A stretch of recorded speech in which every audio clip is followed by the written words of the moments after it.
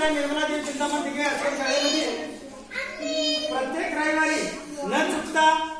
आपल्या या आश्रमाला अन्नदान करणारे माननीय अन्नपूर्णा कॅटर्स यांच्या मार्फत आज जवळपास जून महिन्यापासून ते आज मार्च पर्यंत म्हणजे 10 महिने झाले आणि या 10 महिन्यामध्ये न चुकता प्रत्येक रविवारी अन्नपूर्णा कॅटर्स मार्फत या ठिकाणी अन्नदान करत असतात आणि त्याचबरोबर